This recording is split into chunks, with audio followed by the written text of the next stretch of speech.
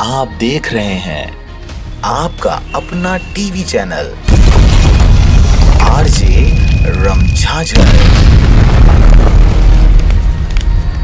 जज्बात के रंग भरोसा के संग।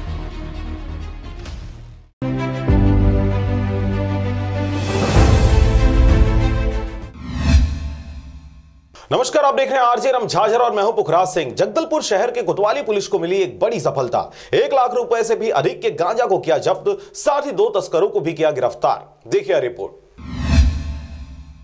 कोतवाली पुलिस को उड़ीसा की ओर से 2 व्यक्ति मोटरसाइकिल बजाज पल्सर में गांजा रखकर परिवहन करने की सूचना मिली थी। मुखबिर की सूचना पर फॉरेस्ट नाका के पास ग्राम आसना में नाकेबंदी कर संदिग्ध युवकों को रोककर पूछताछ की गई।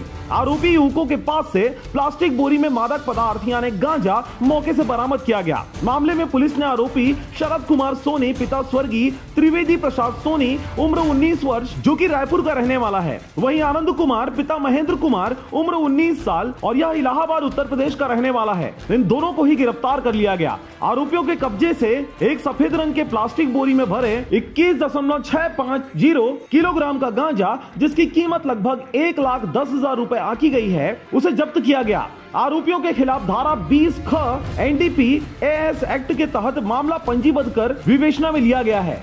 दोनों के कब्जे से जो है 22 किलोग्राम अवैध गांजा जब्त किया गया है, बरामद किया गया है और उन्हें धारा 20B एनडीपीएस एक्ट के तहत इस मामले में करीब 22 किलोग्राम अवैध गांजा और पल्सर मोटरसाइकिल जो है जब्त किया गया है और इस मामले में दोनों आरोपियों को 20B एनडीपीएस एक्ट के तहत आपराधिक प्रकरण पंजीबद्ध कर गिरफ्तार किया गया है और उन्हें जो है शीघ्र ही जो है न्यायिक रिमांड पर न्यायालय रवाना किया जा रहा है और अभी यह मामला थाना कोतवाली के अंतर्गत विवेचनाधीन है और जब्तशुदा गांजे की जो अनुमानित कीमत है करीब 1,10,000 रुपए आंकी गई है।